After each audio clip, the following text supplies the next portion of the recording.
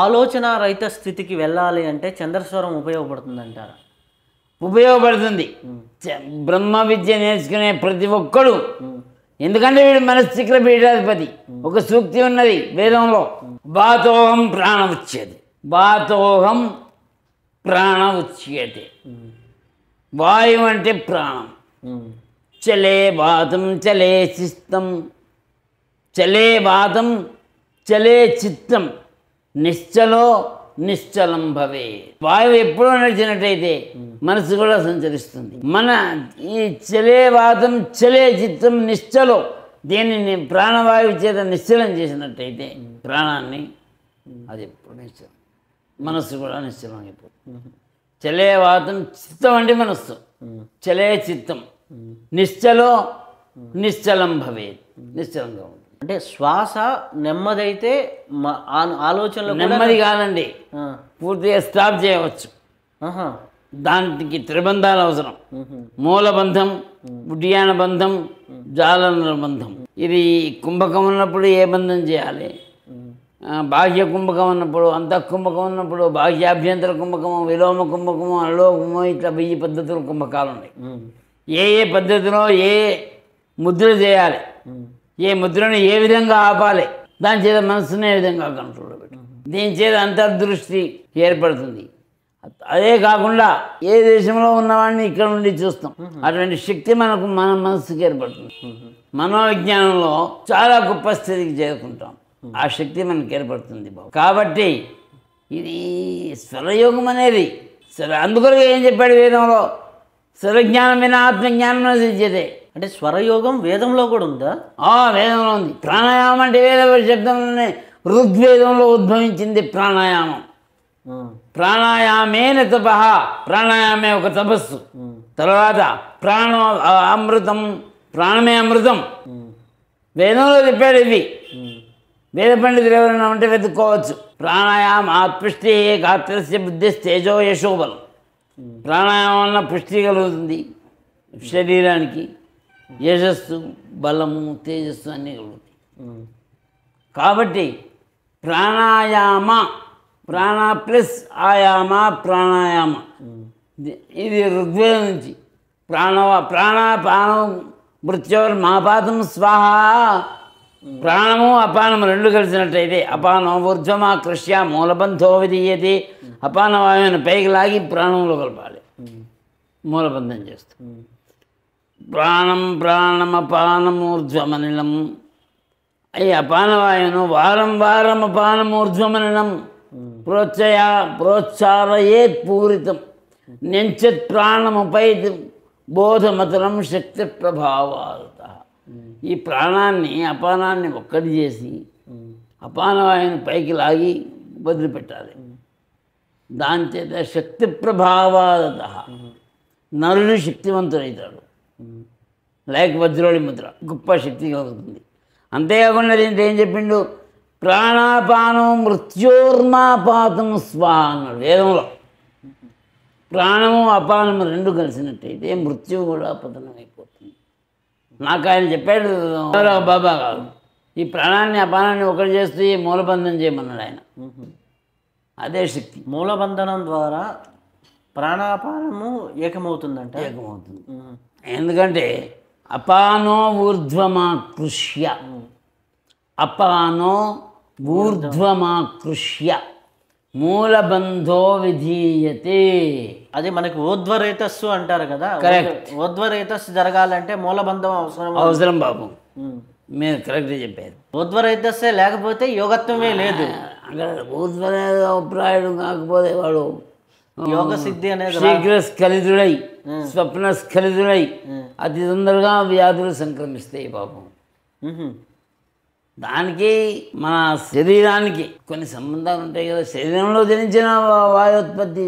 ఎవరైతే ఈ యొక్క ఊర్ధ్వరేతస్సు చేస్తారో వారికి ఈ యొక్క శరీరం వజ్రకాయంగా మారుతుంది. తప్పకుండా మారుతుంది. అందుకనే ఈ సీక్రెట్స్ అని చెప్పడానికి ఒక డిప్లొమా కోర్స్ అన్న ఇక్కడ పెట్టమని మేము ఎన్ని విజ్ఞప్తులు చేసినా ప్రభుత్వం స్పందిస్తలేదు. ఆయన ఏంది అనుకుంటూ చూస్తూ వెళుతున్నారు. కానీ దీని మీద ఇంట్రెస్ట్ లేదు. చివరికి నా ప్రాణం పోతే nobody will take interest. Pranayama అంటే ప్రాణాయామేన తపః ప్రాణో వా అమృతం ప్రాణాయామాత్పుష్టి గాత్రస్య బుద్ధిస్తేజో యశోబలం. తేజస్సు కూడా వస్తుంది. ఎంతో దివ్యమైన పద్ధతులు దీంట్లో ఉన్నాయి ప్రాణాయామంలో. ఇప్పుడు మనకి విశ్వశక్తి అంటారు కదా, కాస్మిక్ ఎనర్జీని లాక్కోవడానికి పంచభూతాలు ఉపయోగపడతాయి మనకి. ఆ ఎనర్జీని తీసుకోవడానికి మనం శ్వాసను గమనిస్తూ ఒక ఆలోచన రహిత స్థితికి వెళ్ళినప్పుడు ఆటోమేటిక్గా విశ్వశక్తి మన శరీరంలోకి ప్రవేశిస్తుందండి. మనకు ఇది ఏం చెయ్యి? ఎడమ చెయ్యి వైపు చంద్రనాడి, కుడివైపు సూర్యనాడి. గళబిల్ల చిబుకం. గళం అంటే కంఠం, బిల్లం అంటే కంఠం లోపల ఉన్న ద్వారం. మధ్య మార్గే సుషుమ్నాం. మధ్య మార్గంలో సుషుమ్న ఉన్నది. ఎక్కడ ఏం ఏర్పడుతుందో మనకు ఇక్కడ సూర్య చంద్రనాడులు మధ్యలో సుషుమ్న. గళబిల్ల చిబుకం మధ్య మార్గే సుషుమ్న. సుషుమ్న నాడిని ఓపెన్ చేస్తే మనం చిత్రనాడిలో మన ప్రాణం ప్రవేశిస్తుంది.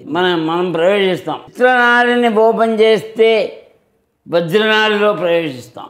వజ్ర దానిని ఓపెన్ చేస్తే బ్రహ్మనాడిలో ప్రవేశిస్తాం. బ్రహ్మనాడ్యాంతర్గతం ప్రాణం అకార్డింగ్ టు వేదాస్.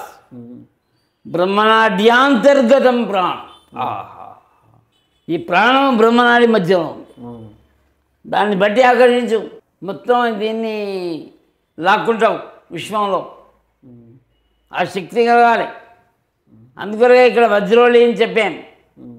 వజ్రోళి ముద్ర లోపల అన్నింటినీ లాక్కునే శక్తి ఏర్పడుతుంది మనకు. అపాన వాయువును పైకి లాగడం చేత అన్నింటినీ లాక్కునే శక్తి ఏర్పడుతుంది.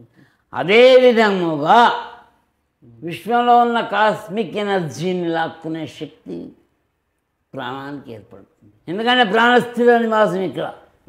అందుకనికే ఇప్పుడు కపాల భేదం జరిగేదాకా శ్మశానం నుంచి వాళ్ళు వెళ్ళరు ఎవడు. ఇక్కడ కపాల మోక్షం జరిగిందంటే కపాలం పగిలిపోతుంది, ప్రాణం వెళ్ళిపోతుంది. అచ్చా, ఇంకో విశేషం ఏమిటి? ఈ కపాలంలో ప్రాణం చుట్టూ అమరజలం. ఏం జలం? అమరజలం నివసిస్తుంటాయి. అమరజలం చుట్టూ ఉజ్జయిని ప్రాణం. దాని చుట్టూ ఈ కపాలం. కాబట్టి ప్రాణం చాలా కట్టుదిట్టమైనటువంటి కోటకు ఏ విధంగా ఉంటుందో, శత్రువుల బారి నుండి రక్షించుకోవడానికి కోటకు దుర్గములు ఏ విధంగా ఉంటాయో దుర్గములకు ఆ విధంగా కట్టుదిట్టంగా ఉంటుంది మన యొక్క శరీరంలో ప్రాణం. కపాల మోక్షం ఎంతవరకు జరగదో అంతవరకు ప్రాణం పోదు. టు సేవ్ అవర్ ప్రాణ డూ ప్రాణాయామ. ఆయామ అంటే పొడిగించబడినది, ప్రాణ అంటే ప్రాణాన్ని. That is pranayama. ఇప్పుడు మనం తీసుకున్న శ్వాస లోపలికి వెళ్ళిన తర్వాత దశ వాయువులుగా మారుతుంది అంటారు కదా, ఈ ప్రాసెస్ ఎలా జరుగుతుంది? దశవాయువులుగా మారిపోతుంది అంతే. పంచవాయువులు, పంచ ఉపవాయువులు వాటిగా కొంత ప్రాణం మాత్రం వాడుతుంది. కొంత ప్రాణమేమో శుక్రాశయానికి చేరుతుంది. అక్కడ 2 భాగాలుగా విభజింపబడి దాంట్లో సగం భాగం శుక్రస్థితి నుండి బయలువెడలి శుక్రముగా మారిన ప్రాణం సంతానోత్పత్తికి మన ప్రాణాన్ని రక్షించడానికి ఉపయోగపడుతుంది. ఈ విధంగా ఉంటుంది ప్రాణం. ప్రాణం అనేది ప్రాణావస్థకు చేరుకోవడానికి ఒక భాగం మాత్రమే. ఆ భాగం బ్రహ్మనాడి లోపల స్థిరమై ఉంటుంది. దాన్ని రక్షించుకోవడం మన కర్తవ్యం అని మా ఆచార్యులు చెప్పారు. అయితే ఇప్పుడు మనము ఈ యొక్క సాధన చేసేటప్పుడు సుష్మనాడిలో ఊర్ధ్వరేతస్సు జరుగుతుంది అంటారు కదా, ఈ సుష్మనాడి యొక్క విశిష్టత ఏంటి? శుక్రాశయములో రేతస్సుగా మారినటువంటి ఏ ఇంద్రియం ఉన్నదో మనం తీసుకునే ఊర్ధ్వ కుంభకం ద్వారా అది చక్కగా పైకి చేయాలి. ఊర్ధ్వ కుంభకం లేకుండా పైకి చేరాలి. అది చేసేవాడికి ఊర్ధ్వ కుంభకం వచ్చి తీరాలి. ఊర్ధ్వకం ద్వారా పైకి రాదు.